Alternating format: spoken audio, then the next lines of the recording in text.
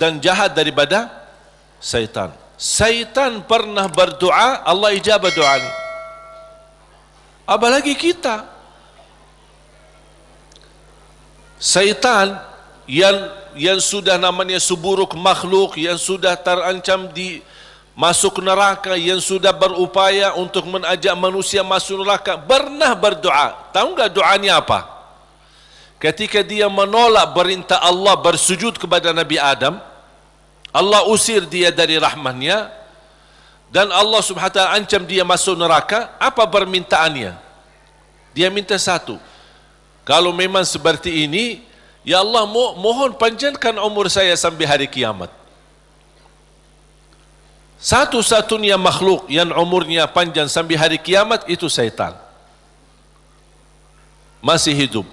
Sampai akan datang satu saat, itu menjadi salah satu ciri hari kiamat. Di akhir zaman, sudah di ujung dunia, Allah kirimkan sebuah angin. Setiap manusia beriman mencium angin itu, dihirup angin itu, akan langsung mati. Yang hanya tersisa di muka bumi, yang tidak ada orang mengucapkan la ilaha illallah. Habis. Dan mereka sendiri yang nanti yang menjadi seburuk-buruk manusia di muka bumi, yang tidak ada sedikit pun beriman kepada Allah Subhanahu wa taala. Dan mereka yang akan menghadapi proses kejadiannya hari kiamat, sampai mereka mati semua total, baru Allah Subhanahu wa taala memerintahkan malaikat Israfil untuk meniup, dan kemudian keluar suara yang kencang, dan dihidupkan semua manusia kembali, yang baik, yang buruk, yang salih, yang talih, yang beriman, yang tidak beriman, semua akan dihidupkan kembali sama-sama. Jadi syaitan diijabah doanya. Kira-kira mana yang lebih fantas diijabah doa, syaitan atau kita? Kita sujud karena Allah, ibadah karena Allah. Cukup di hati memiliki iman kepada Allah, itu sudah cukup menjadi bukti diijabah doa kita. Apalagi kalau disertai dengan berbuat kebaikan yang lain. Jangan ada yang membuat kita putus asa. Salat kita jarang, atau banyak lambat salat, atau ketiduran salat. Yang namanya manusia, bertaubatlah. Taubat. Suka ketiduran salat subuh, insya-Allah ada satu saat taubat, insya-Allah bangun salat subuh. Jangan menjadikan dosa membuat kita putus asa dari segala hal. Semuanya berdosa, bahkan harus berdosa. Tak ada manusia yang tidak berdosa. Sampai Rasulullah SAW bersabda, bukan kata saya, tapi itu bersabda Rasulullah SAW, kullu ibnu Adam khata', semua keturunan Adam bersalah, berdosa. Wa khairul khatta'in at-tawwabun, tapi yang baik atau yang terbaik di antara yang bersalah, yang suka bertaubat. Siapa yang makhluk yang tidak berdosa? Tahu enggak? Malaikat. Malaikat satu-satunya makhluk yang tidak boleh berdosa. Tidak boleh berdosa, tidak boleh lupa, tidak boleh lelah, tidak boleh capek, dan ibadah seterus-terusnya sampai mati. Mengapa? Karena Allah menciptakan mereka seperti itu. Allah menciptakan malaikat dari cahaya, tugasnya la ya'suna Allah ma amarahum wa yaf'aluna ma yu'marun. Sebagaimana Allah Subhanahu wa taala berfirman di surah At-Tahrim, sifat mereka, karakter malaikat adalah mereka tidak pernah berdosa dan bermaksiat terhadap perintah Allah Subhanahu wa taala, dan selalu mereka mengikuti dan melaksanakan perintahnya. Itu malaikat. Makanya dah ada malaikat yang diajak bertaubat. Tapi kita manusia harus berdosa. Sebagaimana bersabda Rasulullah SAW, semua keturunan Adam bersalah, berdosa. Yang terbaik di antara mereka adalah yang suka bertaubat. Dosa sengaja, dosa tidak sengaja, dosa kecil, dosa tidak kecil, dosa tulisan. Sekarang karena kita bergaul dengan sosial media, pasti ada kata-kata. Ada dosa yang membawa perasaan, mengikuti perasaan, cinta, ucapkan kata-kata melalui WhatsApp atau bersama teman, melembar kata barangkali awalnya tidak sengaja, membuat dia jatuh cinta, besok lama-kelamaan menjadi pacaran. Ini kan awalnya dari dosa ucapan. Ketik namanya, ketik dosa. Diketik dosa itu, ketik, tik, tik, tik, tik. Awalnya enak kan? Awalnya hanya ngobrol kan? Ngobrol biasa. Lama-kelamaan ada ucapan. Berapa ketikan kita yang bertahun-tahun atau berbulan-bulan, berapa banyak yang kita, berapa kata? Coba. Makanya bayangkan jamaah sekalian, karunia dari Allah, kalau setiap kata yang kita tuliskan ini dosa dan maksiat, Allah hukum kita, habis. Sudah habis kita. Berapa ucapan yang kita ucapkan? Apakah anda bisa jamin segala ucapanmu 100% bersih? Tidak bisa. Ada yang anda ucapkan tanpa sengaja membuat orang lain tersinggung, itu dosa. Membuat orang lain sakit hati, apalagi kalau sengaja. Makanya kenapa kita disuruh banyak istighfar? Karena dosa-dosa yang kita lakukan, tanpa kita sadari, mudah-mudahan diampuni Allah Subhanahu wa taala. Makanya salah satu karunia, kata Rasulullah SAW, wassalatu ila salat mukaffirat. Salat dengan salat selanjutnya di antaranya adalah terhapus dosa-dosanya. Dari hari Jumat ke Jumat berikutnya terhapus di antaranya dosa-dosa kita. Dari Ramadan sampai Ramadan yang akan datang terhapus dosa-dosanya di antaranya. Dan ini kan karunia dari Allah. Kalau bukan karunia ampunan dosa-dosa itu, antara salat, antara azan dan iqamah, antara Ramadan sama Ramadan, antara Jumat sama Jumat, aduh, dosa kita bakal banyak sekali. Makanya ada seorang curhat kepada Imam Al-Hasan Al-Basri rahimahullah, aku dulu suka tahajud, tiba-tiba malas tahajud. Apa jawab beliau? Terikat dirimu dengan dosa. Yang membuat kamu berat bangun tahajud dosamu, bukan malas. Ada orang, kok kenapa malas? Bukan malas, tapi ada dosa yang kita lakukan. Barangkali belakangan kita sering membuat hati ibu kita sakit. Ibu mengharapkan sesuatu, tapi kita malah menolak, membuat dia tersinggung. Di saat kita duduk bersama ibu, kita tidak merasa hatinya tersinggung. Kita pergi tidur malam hari, kok dah bangun tahajud. Oh, ternyata dosa kesinggungan hati ibu membuat kita terikat, tidak bisa bangun tahajud. Apalagi dosa yang sengaja kita lakukan. Jadi ketika kita merasa kekurangan ibadah, segera bertaubat dan istighfar. Karena kekurangan ibadah bukan karena malasmu, bukan karena merasa diri sudah bosan beribadah, tidak. Pasti ada dosa. Harus bertanya diri, dosa apa yang saya lakukan sampai saya begitu malas ibadah? Dosa apa yang saya lakukan sampai sudah berubah sifat saya? Dulu saya suka salat di masjid, kok kenapa sekarang tidak suka ke masjid? Ada apa?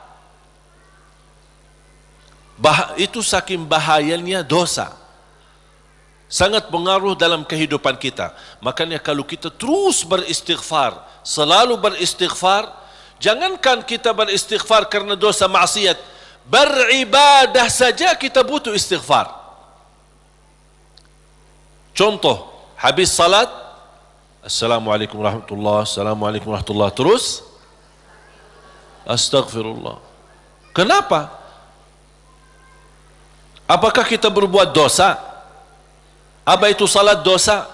Tidak, salat itu kebaikan. Tapi kenapa kita diminta habis selesai salat beristighfar?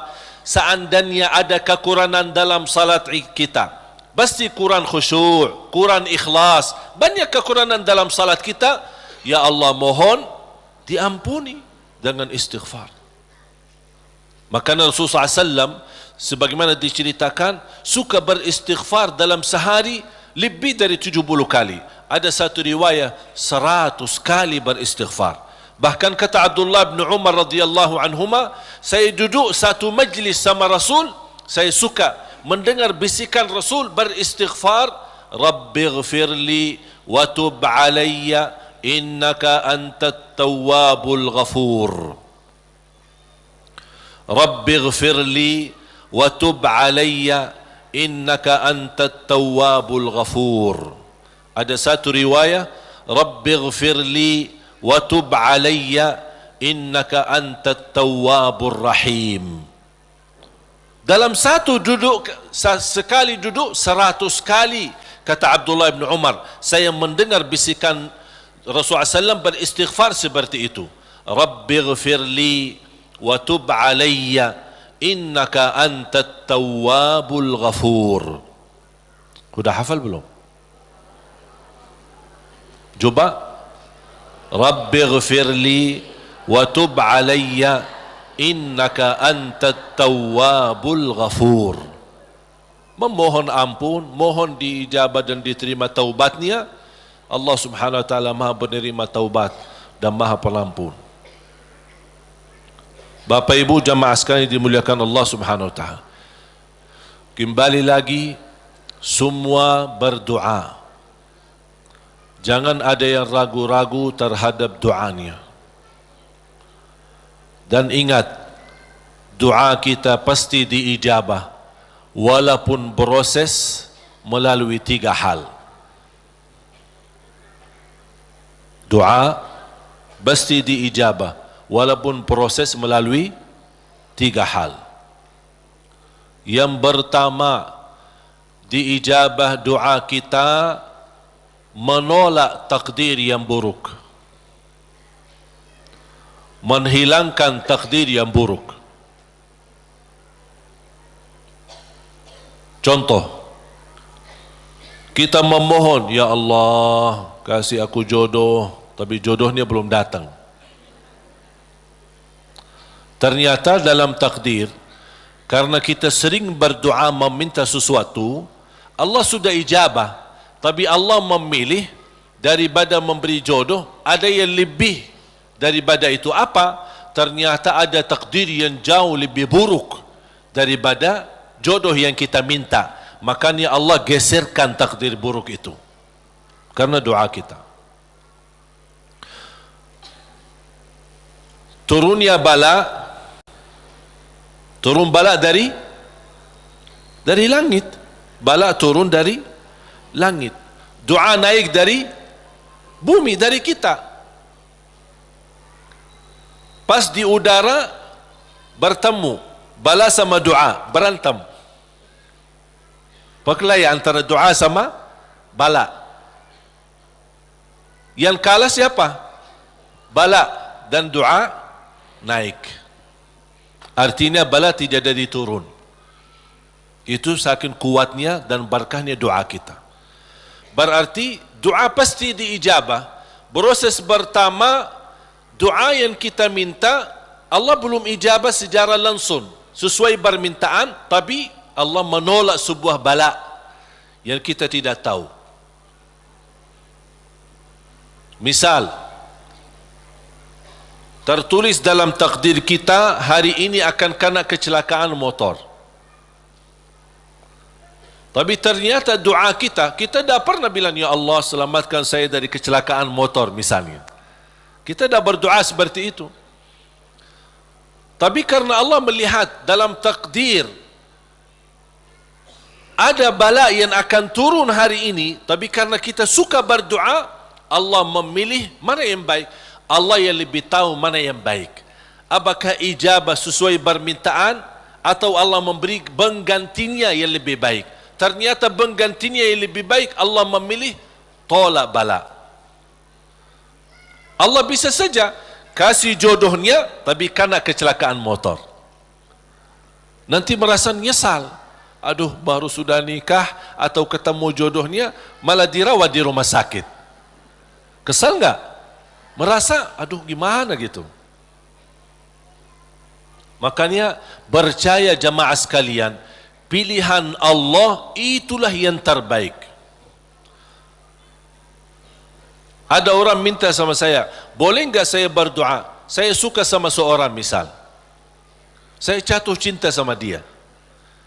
Boleh enggak saya berdoa, ya Allah aku minta dia, si fulanah itu, si ini. Boleh enggak saya berdoa seperti itu? Saya jawab apa? Kira-kira jawab apa? Boleh saja. Tapi saya usulkan, sarahkan aja kepada Allah. Dan apa? Ya Allah, kalau memang dia baik bagi saya, mudahkan. Kalau tidak baik, ganti yang lebih baik. Tapi gimana aku jatuh cinta sama dia? Nah, itu beda urusan.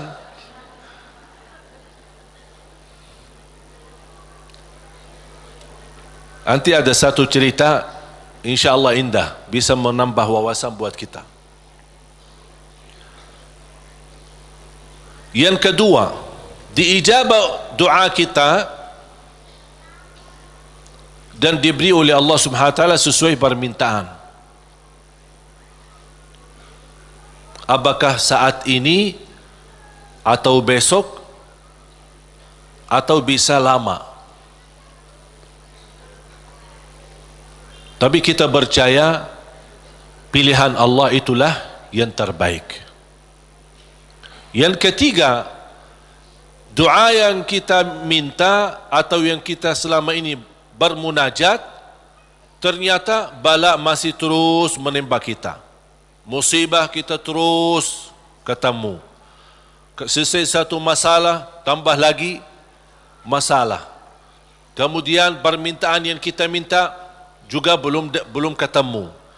Saya minta kerjaan yang bagus, belum ketemu. Saya sudah berusaha melamar kerja sana sini, belum ada.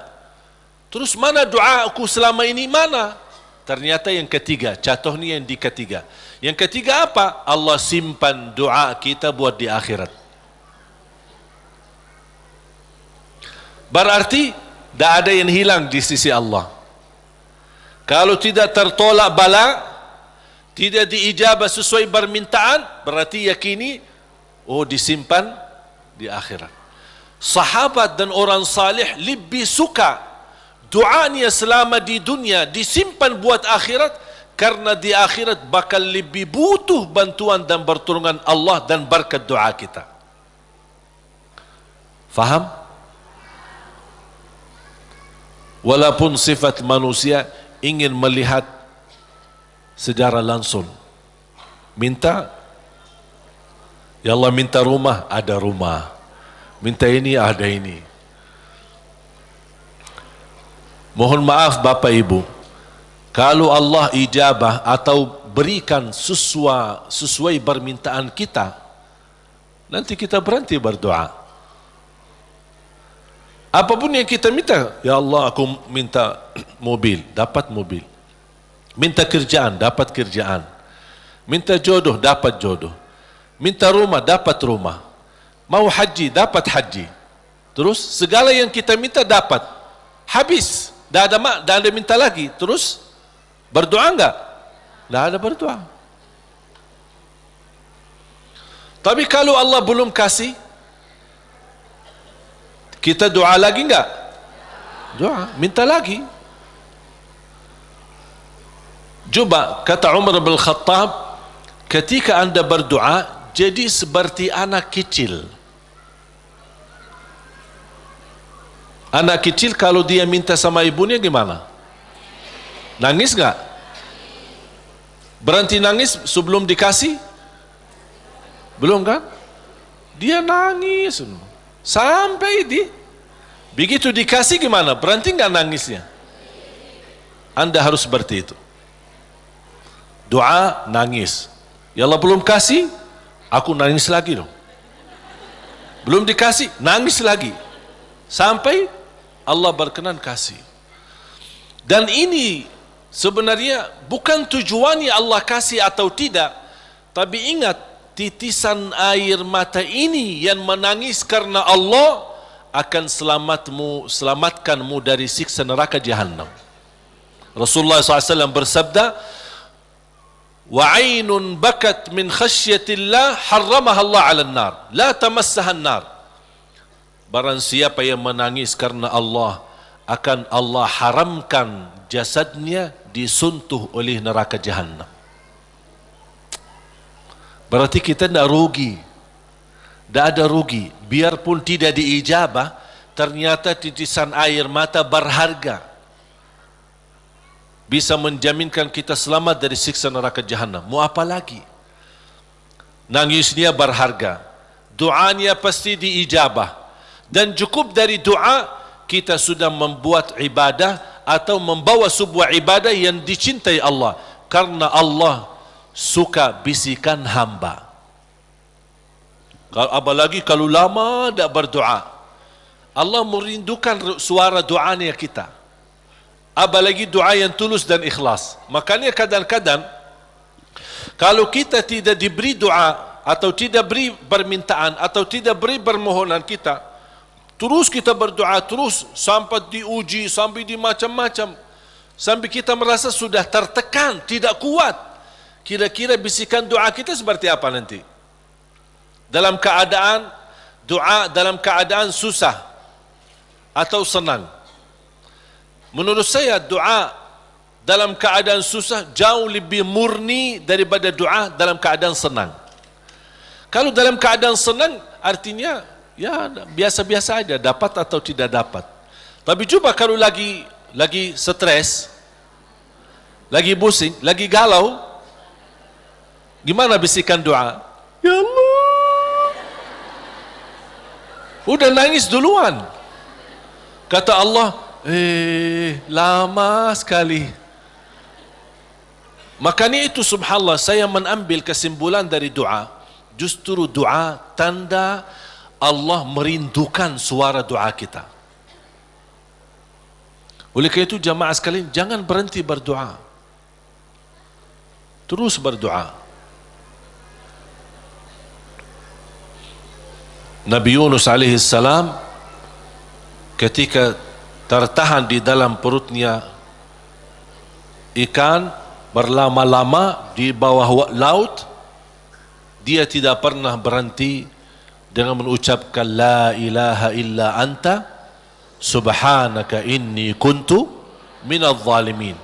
Kata Imam Ibnul Qayyim rahimahullah, barang siapa yang membaca doa ini dengan sepenuh keyakinan, pasti diijabah oleh Allah hajatnya. Karena Allah habis doa ini, apa kata Allah? Fastajabna lah, kami terima dan menijabah doanya. La ilaha illa anta subhanaka inni kuntu minadh zalimin. Oleh kerana itu kembali lagi, doa kita diijabah atau tidak? Saya bertanya, doa kita diijabah atau tidak? Diijabah. Yakin? Terus berdoa. Dalam keadaan apapun selalu kita berdoa. Apalagi dalam keadaan susah yang kita yakini tidak ada Tuhan yang bantu kita, tidak ada makhluk yang bisa menolong kita, tidak ada sesuatu yang bisa mengangkat segala musibah dan bala yang kita hadapi, hanya Allah subhanahu wa ta'ala. Apalagi dalam sujud, sempatkan dalam sujud. Karena Rasulullah SAW bersabda, aqrabu ma yakunul abdu ila rabbi wa huwa sajid. Hamba ketika dalam keadaan sujud, posisinya sangat dekat kepada Allah. Makanya di akhir hadis Rasulullah SAW bersabda, fa'akthiru minad du'a, barbanyalah doa. Bisa menikmati doa insyaAllah mulai hari ini. Doa menurut saya sesuatu hubungan yang sangat indah sama Allah. Apalagi kalau bisa berdoa dengan cara curhat. Bisa enggak curhat sama Allah? Kalau lagi galau suka curhat enggak? Sering saya terima, Ustaz, boleh curhat enggak? Terus saya bilang apa ya? Boleh atau tidak? Saya bertanya, sudah curhat sama Allah belum? Dia bilang belum. Mau sama Ustaz dulu katanya. Ada saja. Belajar bagaimana bisa curhat. Sungguh kalau kita sudah biasa curhat sama Allah, tidak bakal curhat sama manusia. Jadi ketika berdoa, jangan hanya minta, ya Allah tolonglah, tolonglah ya Allah, ampunilah. Jangan hanya suka minta, cerita.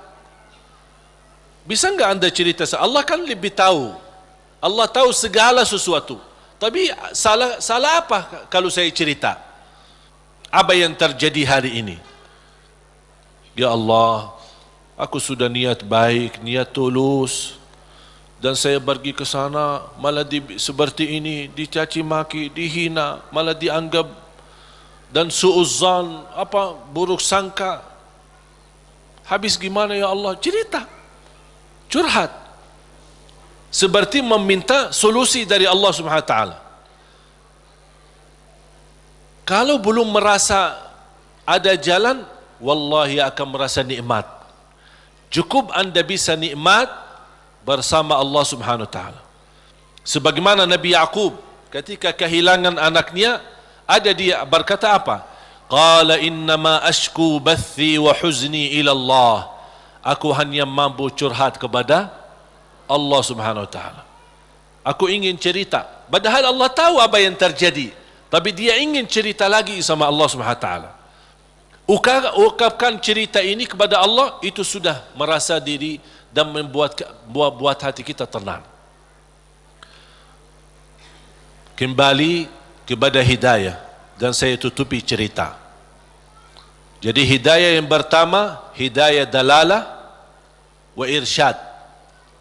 Seperti tugas para nabi dan rasul dan ulama berdakwah, dan anda semua bisa membagi hidayah irsyad, memberitahu ke orang lain lewat SMS, lewat WhatsApp, lewat apa saja yang kita mampu secara langsung. Yang kedua adalah hidayah taufiq. Hidayah taufiq.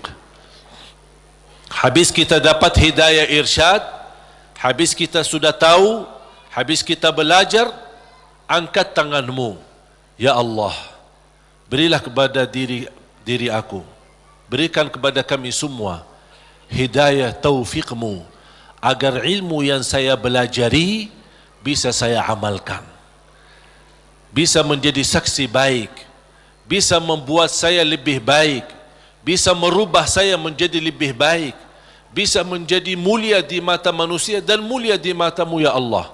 Itu namanya hidayah taufiq. Itu yang dimaksud ihdinas siratal mustaqim. Makanya ketika kita sudah membaca Al-Fatihah dan setelah memuji Allah Subhanahu wa taala, kita meminta hidayah taufiq dari Allah Subhanahu wa taala, meminta petunjuk dalam segala hal. Dalam rumah tangga kita mohon hidayah taufiq. Istri urus suami, minta hidayah taufiq. Suami menurusi dan melayani istrinya, minta hidayah taufiq. Dua-duanya melayani anaknya dan mendidik anaknya, minta hidayah taufiq, supaya terbangun rumah tangga sakinah mawaddah rahmah. Ketika kita bekerja, minta hidayah taufiq, supaya kerja ini benar-benar merubah ibadah dan juga penghasilannya menjadi halal dan jauh dari syubhat, apalagi yang haram. Kita meminta hidayah taufiq dalam segala kehidupan kita, langkah-langkah menuju masjid, mencari nafkah, mencari rizki, semua dalam kehidupan kita selalu disertai dengan hidayah taufiq. Kalau hidayah taufiq, berarti Allah telah memimpin kita untuk memberi yang terbaik.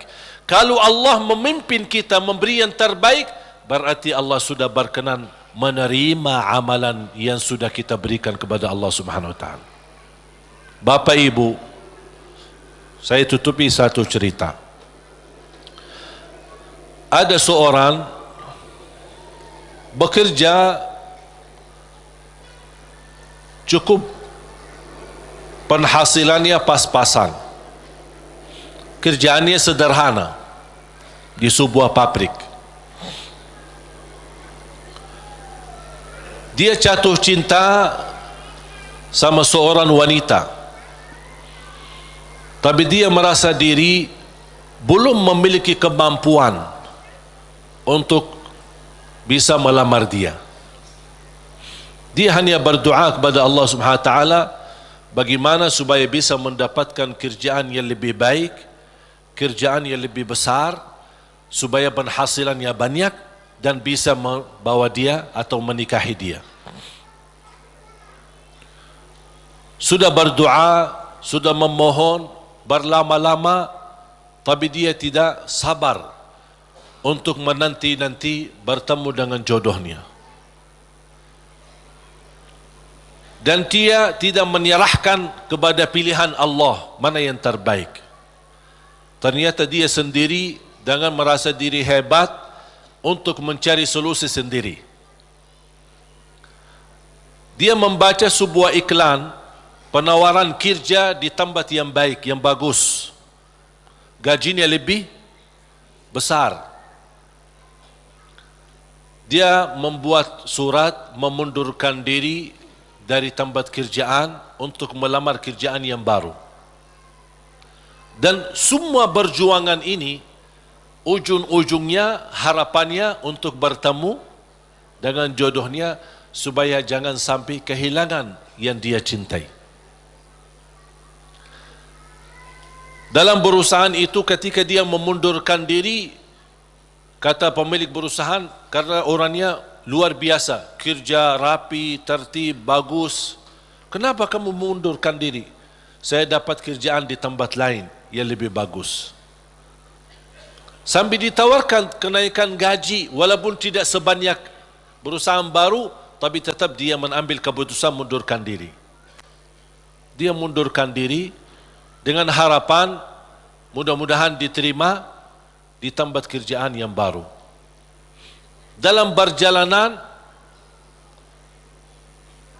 lewati lampu merah, di lampu merah berikutnya ada melanggar lampu merahnya dan menabrak mobilnya karena kecelakaan. Akibat kecelakaan itu lumpuh kakinya,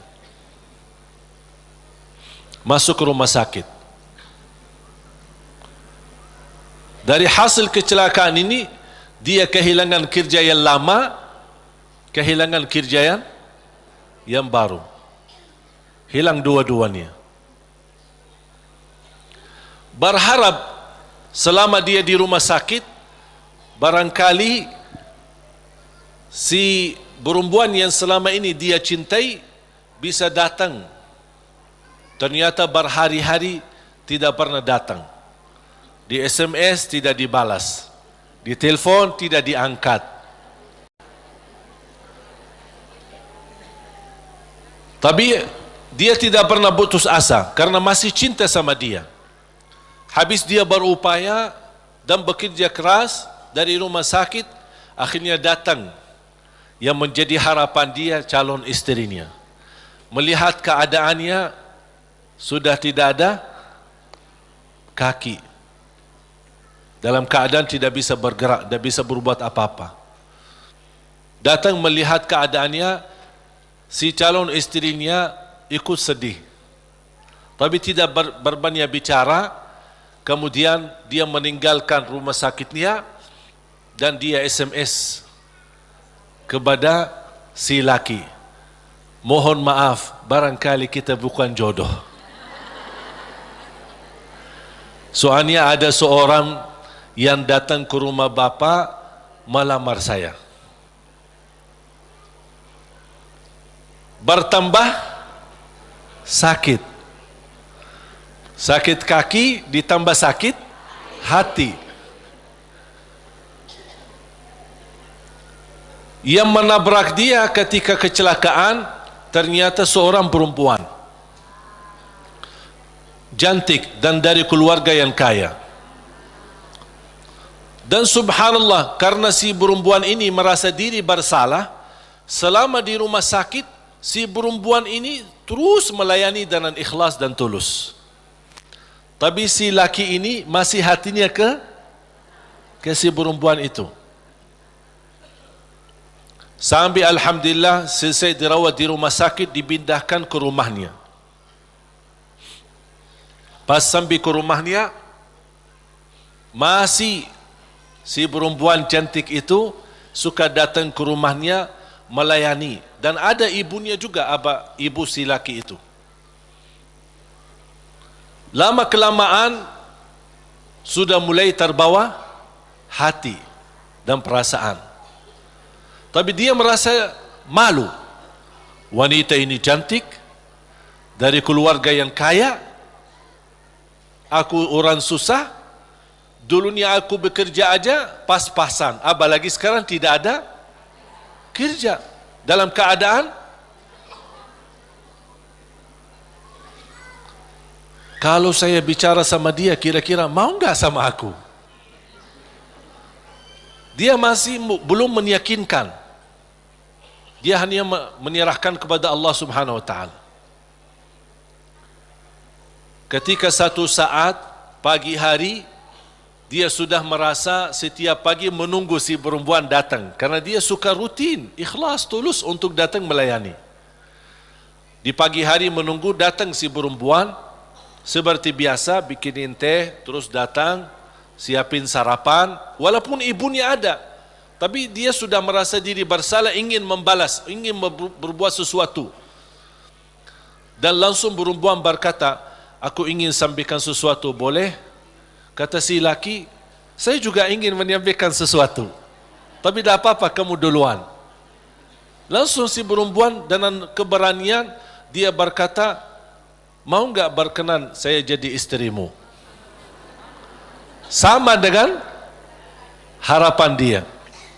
Dia langsung kaget, seperti perasaan yang sama, keinginan yang sama, hati yang sama. Tapi langsung kata beliau, apa yang saya bisa berikan? Saya orang biasa, orang miskin, dalam keadaan begini, tidak bisa bekerja. Langsung perempuan ini, jangan fikirkan soal kerjaan. Ayah saya seorang pemilik perusahaan besar, saya bisa mendapatkan kerjaan di tempat ayah saya. Langsung kata dia, bagaimana aku bisa bekerja dalam keadaan begini? Kerjaan kamu mudah di kantor, tidak perlu di lapangan. Jadi dapat kerjaan yang jauh lebih enak, gaji lebih besar, dengan istri yang lebih cantik. Gimana si wanita itu? Si perempuan itu yang melamar dia sudah nikah, ternyata hasil nikahnya tidak bertahan lama, cerai. Kenapa cerai? Karena tidak bisa punya keturunan. Sedangkan si laki yang kena kecelakaan, dia ingin nikahi perempuan itu karena ingin mendapatkan keturunan, karena dia suka sama anak-anak. Allah tahu kesukaan dia tidak akan dapat dengan perempuan ini, makanya Allah memilih dia dapat perempuan yang jauh lebih cantik, lebih kaya, bahkan terjamin mendapatkan keturunan. Walaupun kecelakaan. Walaupun kecelakaan. Bisa enggak faham dari cerita ini? Pilihan Allah itulah yang terbaik. Walaupun karena kecelakaan. Artinya apa? Orang kecelakaan atau tidak kecelakaan, yakini pilihan Allah itulah yang terbaik. Makanya saya usulkan, kalau anda berdoa meminta sesuatu, disertai doamu dengan kata, ya Allah, kalau memang ini yang baik, mudahkan. Kalau ya Allah melihat ada yang lebih baik, berilah yang terbaik. Soal lamar kerja, soal jodoh, soal belajar, siswa di sini atau di luar negeri, dimanapun, apapun langkah yang anda ingin ambil keputusan, minta sama Allah, ya Allah, kalau memang keputusan saya ini itulah yang terbaik, mudahkan.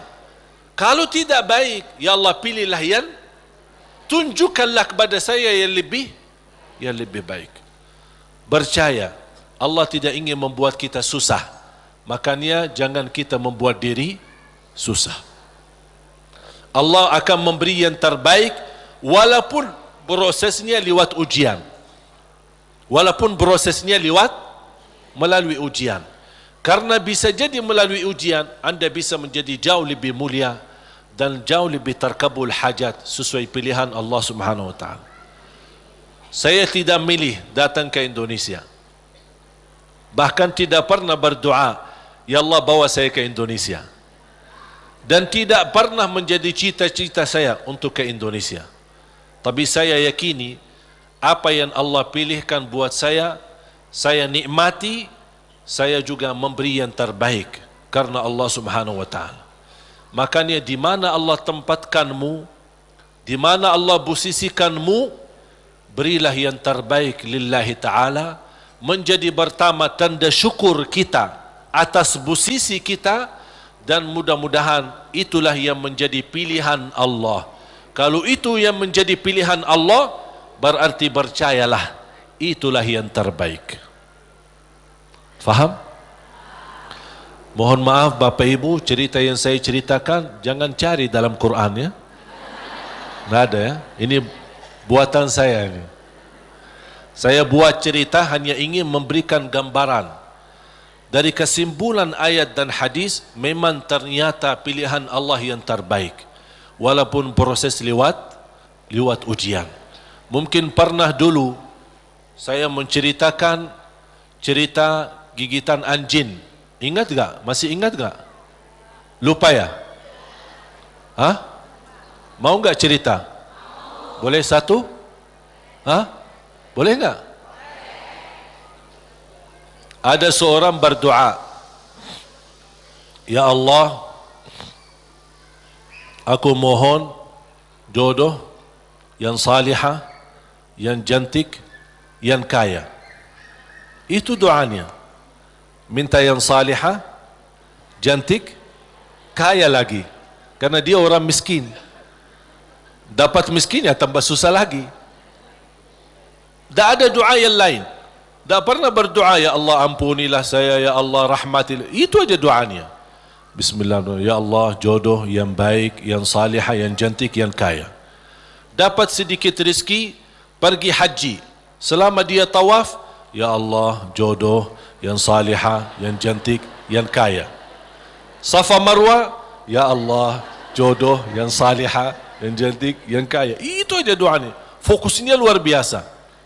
Pas pulang kembali ke tanah air dalam keadaan sedang memimpikan dan membayangkan bagaimana ketemu jodohnya. Pas di kampung malam hari dia melewati jalan dikejar anjing. Dan anjing sifatnya kalau kita lari dikejar sampai digigit kakinya. Datang ambulan dibawa ke rumah sakit. Pas dalam perjalanan dia merasa nyesal. Ya Allah, selama ini minta jodoh yang salihah, yang cantik, yang kaya. Masa dikirimkan anjing?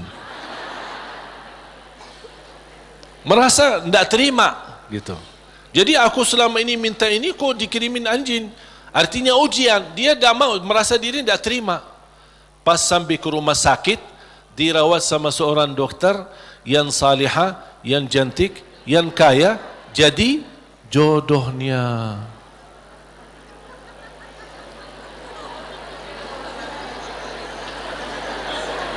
Berarti Allah sudah ijabah kan? Tapi kata Allah, soalnya dia selama ini kan sehat, tidak pernah sakit. Allah kirimkan anjing gigit dia supaya sakit, dan ketemu jodohnya di rumah sakit. Alhamdulillah. Ya insyaAllah mudah-mudahan digigit.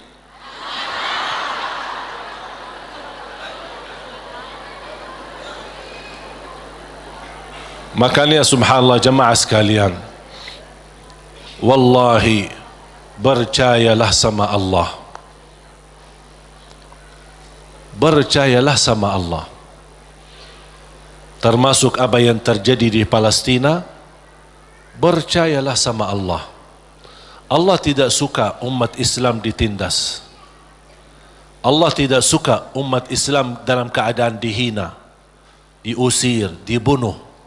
Kezaliman yang terjadi di Rohingya, di Palestina dan di mana-mana terhadap umat Islam, Allah tidak suka itu. Cuman pasti ada sesuatu yang Allah ingin tunjukkan, yang menjadi pilihan. Barangkali melalui ujian ini Allah ingin mewujudkan manusia yang kuat menghadapi segala tantangan. Dan juga salah satu hikmah, Allah ingin menunjukkan kepada dunia bagaimana kekuatan kebersamaan umat Islam. Dan alhamdulillah, menurut saya apa yang terjadi dari hasil diumumkan Al-Quds menjadi ibu kota Israel, justru memang nampaknya ujian, tapi bagi saya nikmat, karena dari situ umat Islam mulai bersatu.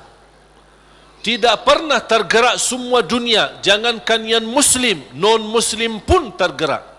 Semuanya turun di lapangan untuk menunjukkan ke mata dunia, kami menolak proses ini. Dan inilah salah satu hikmah yang Allah ingin tunjukkan kepada manusia dan kepada musuh Islam, bagaimana kebersamaan kita, kepedulian kita. Walaupun kita memang tidak bisa membantu banyak untuk saudara kita Palestina, tapi upaya kita, sedekah kita, infak kita, doa kita dan rasa kepedulian kita mudah-mudahan menjadi tanda saksi baik. Ya Allah, itulah yang kami bisa berikan. Kami tidak bisa merubahkan keputusan, tapi kami bisa menunjukkan perasaan dan bisa menunjukkan yang baik dalam doa dan kekuatan kita, karena kekuatan kita adalah kebersamaan.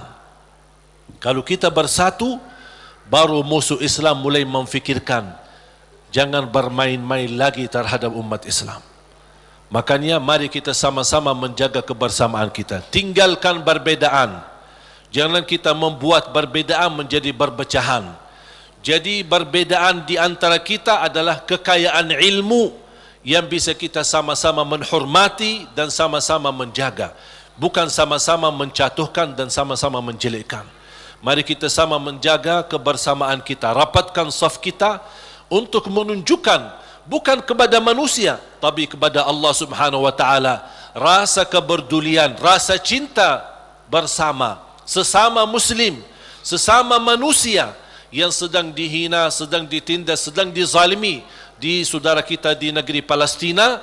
Mari kita sama-sama dan kita menghebohkan dan mengajak semua untuk mengikuti aksi bela Palestina yang insyaAllah hari Ahad besok tanggal 17. Yang merasa diri tidak mau ikut, itu terserah, itu pilihanmu dan itu keputusanmu. Tapi jangan membuat orang lain yang ingin mengikuti aksi bela Palestina, anda mengungkapkan kata-kata yang bisa menghilangkan perasaan semangat bagi mereka. Kalau tidak bisa ikut, terserah. Kalau tidak bisa bicara yang baik, lebih baik diam. Setuju? Makanya jemaah sekalian, saya baru saja kemarin datang dari sana dan alhamdulillah dapat karunia yang tidak terduga. Ketika saya bertemu Imam Masjidul Aqsa di sana dan habis makan siang hari Jumat, habis Jumat diajak beliau ke rumahnya, kemudian duduk lama ngobrol, kemudian salat asar bersama, kembali lagi ke rumahnya sambil menyambut tamu-tamu yang datang dari Turki, dari Inggris, dari Prancis, dari mana-mana. Subhanallah, banyak tamu yang datang dan masing-masing membawa sumbangan untuk saudara kita dan untuk Masjidul Aqsa. Pas maghrib beliau juga ajak ke masjid dan tanpa memberitahu, habis selesai iqamat beliau dorong saya untuk ke mihrab dan menjadi imam di Masjid Qubbatus Sakhra di tempat mi'rajnya Nabi Muhammad sallallahu alaihi wasallam. Saya jujur saja tidak bisa terbayang bagaimana karunia dari Allah Subhanahu wa taala bisa menjadi imam umat Islam di tanah suci Palestina, di area Masjidul Aqsa dan Qubbatus Sakhra.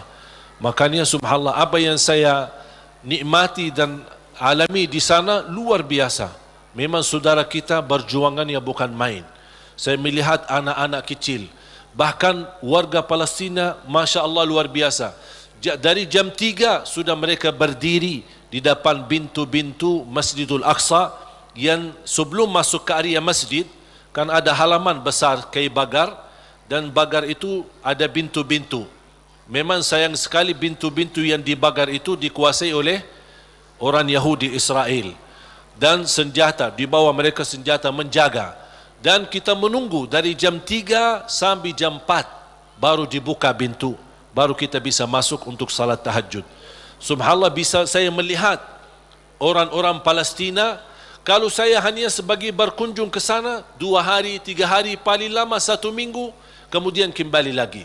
Saya bayangkan orang-orang tua-tua, pemuda-pemuda, wanita yang warga sana, yang memang tinggal dekat sana, setiap hari bertahun-tahun, yang sudah proses melalui lebih dari 70 tahun dalam keadaan seperti ini, tapi subhanallah mereka masih sabar.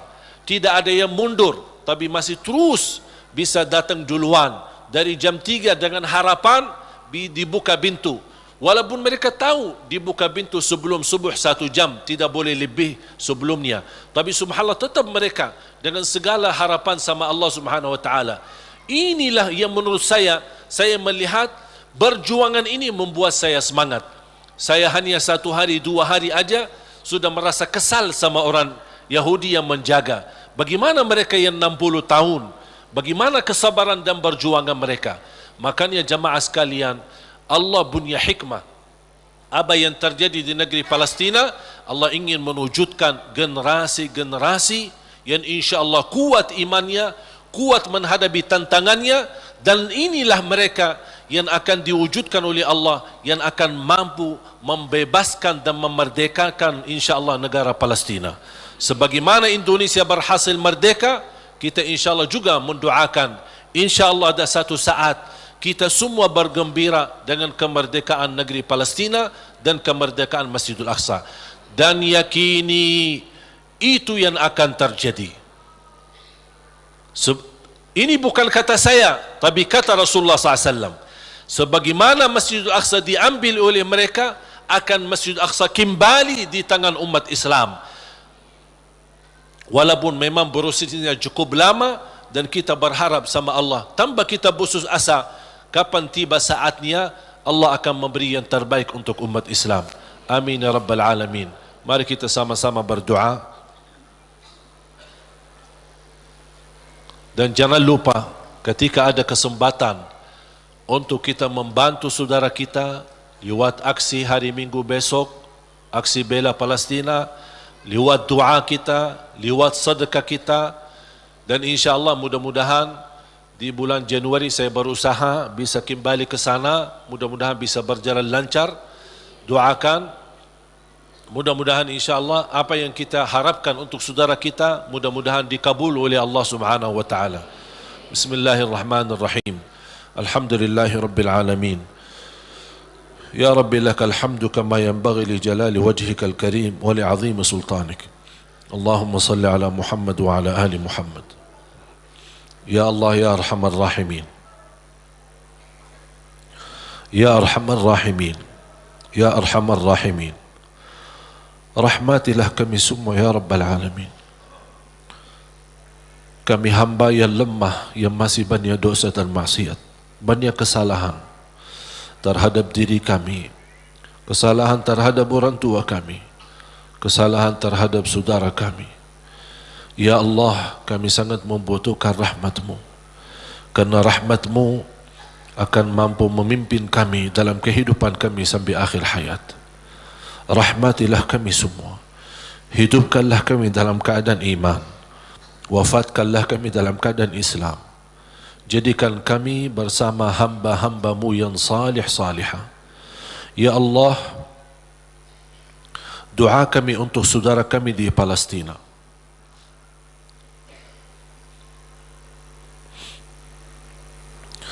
betapa berat ujian yang dihadapi oleh mereka. Masjidul Aqsa, tempatnya Isra dan Mi'raj Nabi Muhammad sallallahu alaihi wasallam, sedang menghadapi ujian. Ya Allah, dengan kepedulian kami terhadap saudara kami di Palestina, mudah-mudahan momen ini menjadi salah satu sebab menyatukan umat Islam ya Rabbal Alamin. Sebagaimana kami mampu merapatkan saf kami di dalam masjid, kuatkanlah kami ya Allah agar mampu merapatkan saf-saf kami di luar masjid. Birahmatika ya Arhamar Rahimin. Tolonglah saudara kami, lindunilah Masjidul Aqsa dan Qubbatus Sakhra. Lindunilah ya Allah tempat tanah suci ya Rabbal Alamin dari segala keburukan, dari segala bala. Ya Arhamar Rahimin. Ya Allah, ampunilah dosa kami, kesalahan kami, tutupi aib-aib kami, maafkan kekurangan kami. Aku mohon ya Allah untuk semua yang hadir, selepas majlis ini masing-masing pulang sudah diampuni segala dosanya.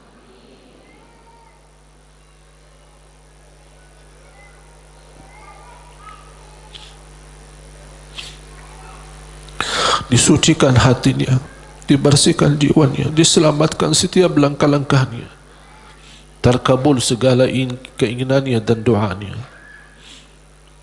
Ya Allah, di antara kami yang sakit, sembuhkan penyakitnya, sehatkan badannya. Di antara kami yang belum mampu meninggalkan dosa dan maksiatnya karena hawa nafsunya, ya Allah, kuatkan hatinya, sempurnakan imannya agar mampu meninggalkan dosa dan maksiatnya, dan terima taubatnya ya Dzal Jalal wal Ikram.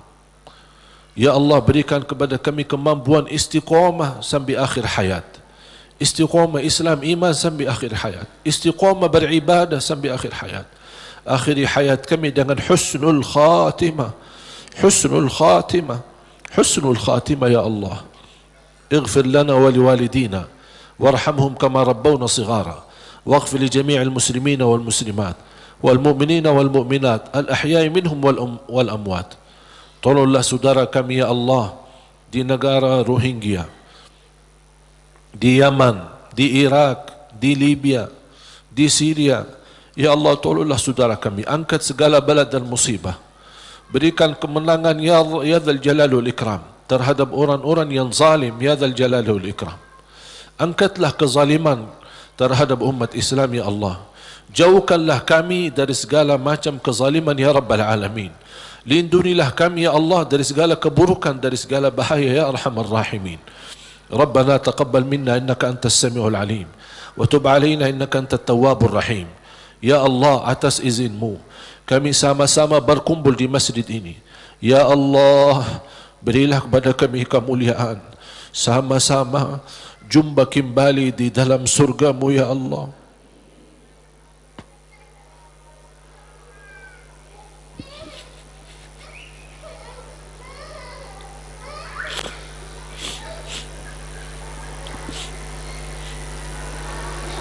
Berikan kepada kami kemuliaan, sama-sama bertemu kembali di dalam surgamu ya Allah bersama Nabi Muhammad sallallahu alaihi wasallam.